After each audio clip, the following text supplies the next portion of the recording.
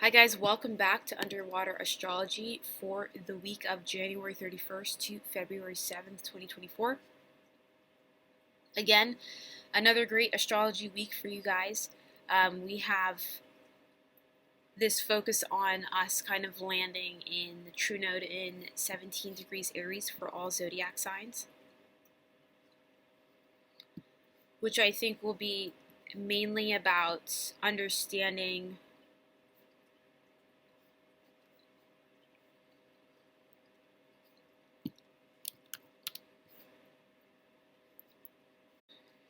I think it'll be understanding like what have you learned from last year and understanding that we'll get more deeper on that for these next zodiac signs. So let's go and start off with Aries rising. I think if anything, you guys probably feel the pressure to be the most ahead and be the most certain this week. And I think what happens is you guys start slowing down this week because Capricorn is telling you that you have to think for the longevity of your career. Is this app actually helping my career, or am I getting in more toxic relationships with this app? Do I need to be on timed apps? Do I need to be on a timed app of this app? Does this app make me feel like that I'm just trying to balance out all my relationships, therefore it's very hard for me to feel seen? I think a lot of you will be working with the internet and marketing this week because Pluto is ruling your 11th house.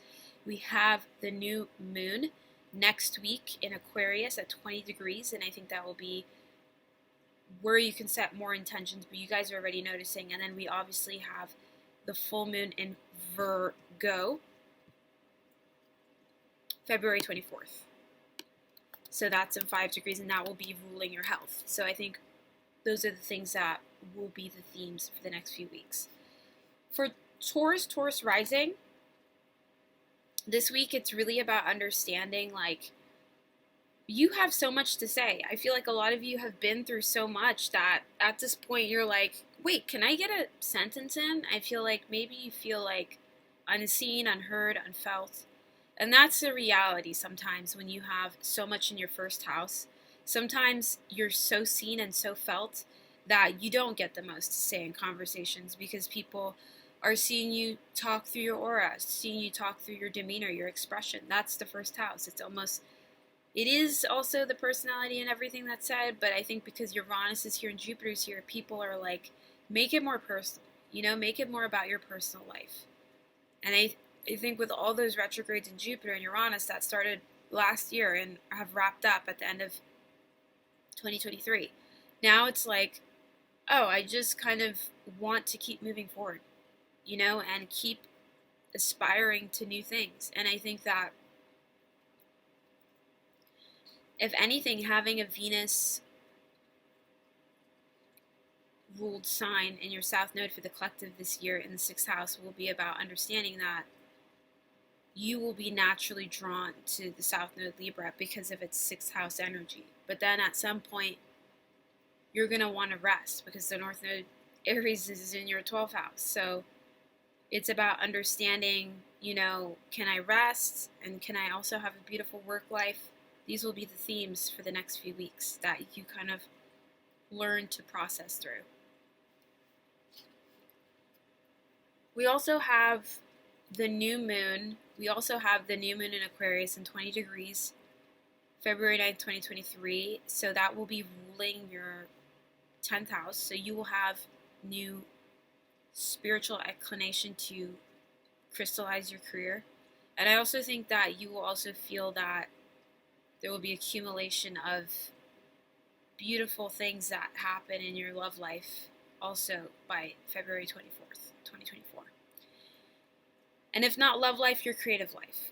For Gemini rising, to put very simply, keep going. You guys are on a high path. And sometimes things are less ignorable, and I feel like for some of you, it's like realizing to get more playful with your archetype of who you are in your career and not be ashamed of that. And also work with that archetype this week. Like, what is your archetype? Are you the musician? Are you a punk musician? You know, aesthetics. Have fun. I really see you guys as having fun with the archetype of who you are and accessorizing it this week, Gemini rising.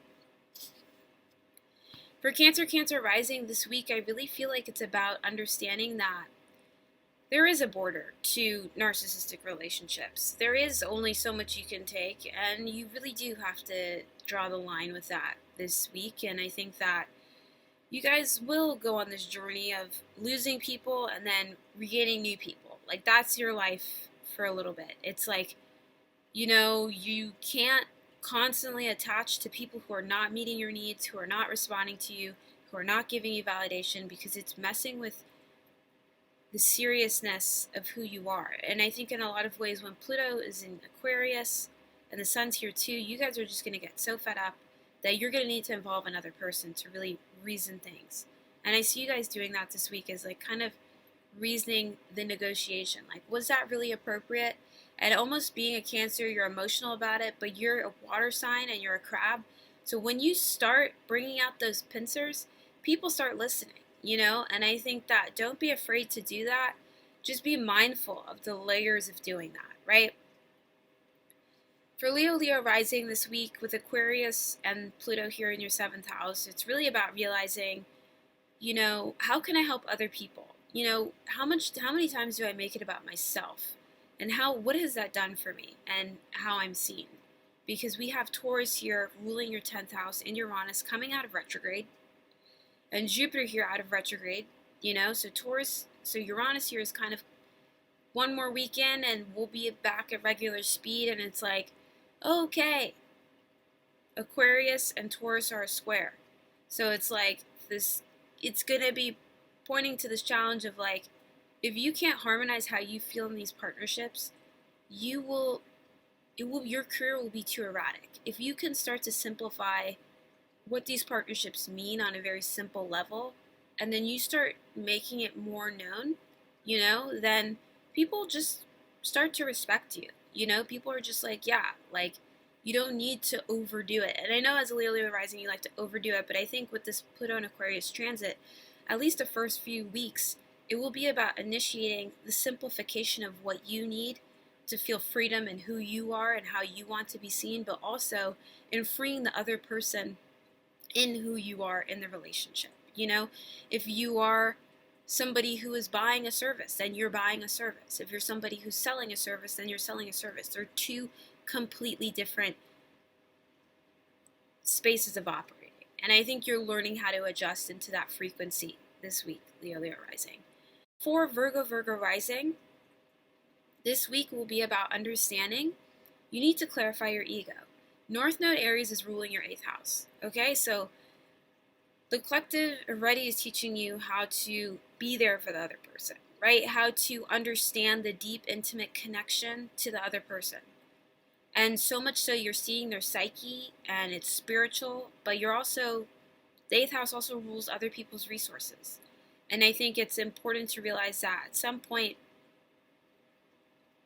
you guys are going to have to realize ways of making new money. Like this week, you guys, for some of you, I'm seeing it really is like you just want more in your savings account. And it's like, because Pluto's here ruling your 6th house, very powerful placement, I really do think it's like reworking some of those ideas. For Libra rising this week will really be about your love life. Can I do something exciting this week to tell the other person that I really love them? Or for some of you, can I start a new project or continue a project or work with someone on a project? And I think those things are just exciting enough to grow on that I think it will get the creative mind going here, Libra rising. For Scorpio rising this week, it's really about understanding that we have Pluto here in your 4th house and the sun here as well. I think it's about understanding, okay, maybe where I come from is very different in the family lineage and who I'm becoming, but everybody's going through that. It's Pluto and Aquarius. Anything for every zodiac sign and every house, somebody's felt that emotion, right? Nobody's really alone in this journey. And I think for you guys, it really is going to be about empowering yourself in your soul tribe. maybe you open up a bit more. Taurus is ruling your 7th house. It's coming out of shadow in a week. So maybe you feel like you need to be less erratic and more pragmatic with understanding that Mars is still in Capricorn and Mercury is still in Capricorn as well. And that's a nice aspect of Scorpio. And that Mars and Mercury is really kind of telling you, like, maybe I need to ground a bit more and level out. Like, maybe these moods are spiking in my relationships, or maybe my relationship with my business partnerships are not going too great. Maybe I need to communicate more. For Sagittarius rising, this week is really about understanding that you guys are already merging with your higher self. And in a lot of ways, that is understanding that it is about understanding that Uranus is coming out of retrograde very, very, very, very, very, very, very, very, very soon, right? Sorry, Uranus is coming out of its shadow period. But it's really going to be about, can I sustain this need for freedom without harming anyone else? Libra is in the South Node in your 11th house. It's almost like you guys get a hit from a creative project or somebody's, like, your love life, and you just go too intense with the Pluto and Aquarius in your communication. Like, nobody's understanding you at this point. It's too eccentric.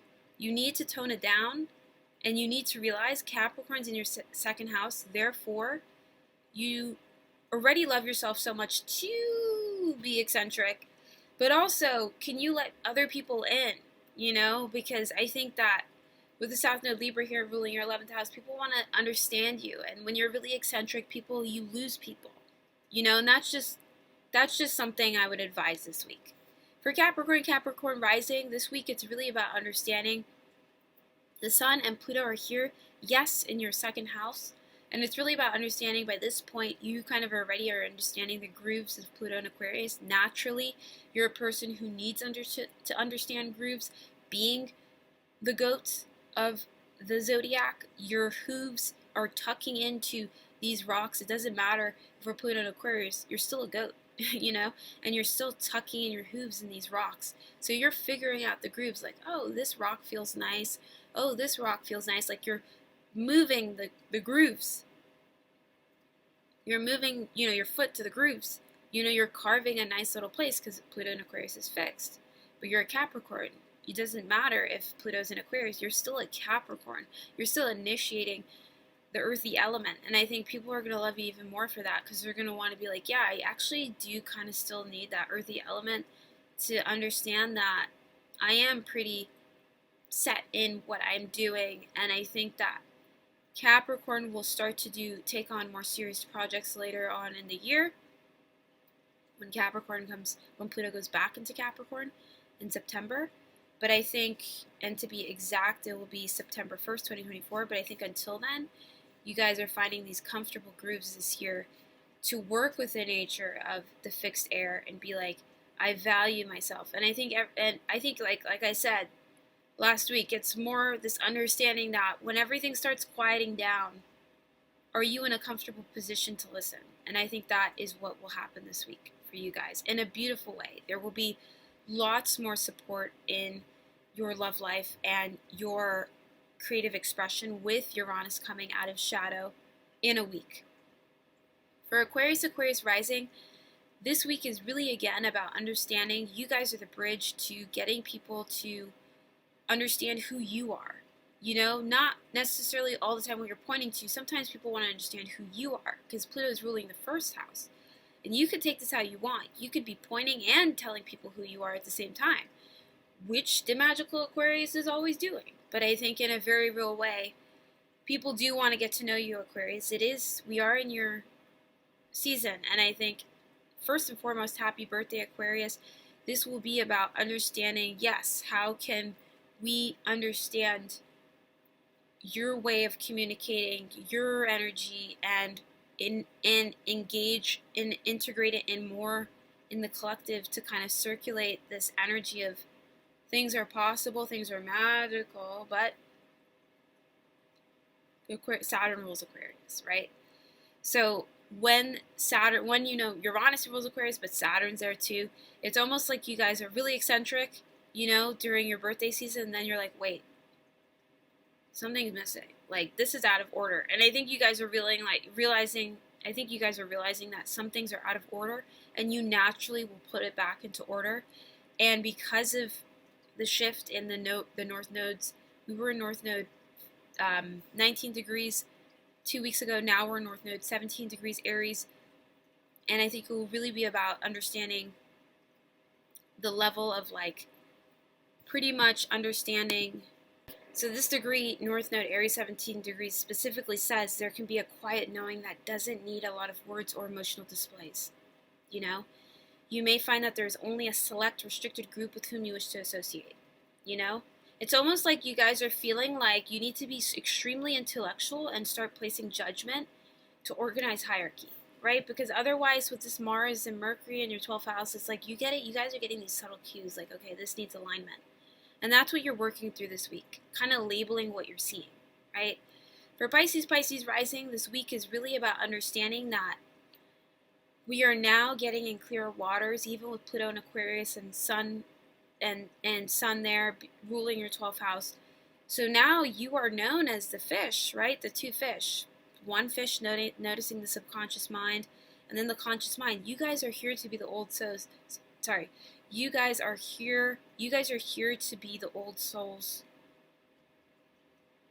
and understand that love is love, right? This week it's really love is love, and you are really embodying that because you guys are getting more into this understanding, like, what if everything is possible? What if I could manifest enough money a month to pay my rent? What if I could, just take more time off? What if there is cheaper tickets to a place I've always wanted to visit?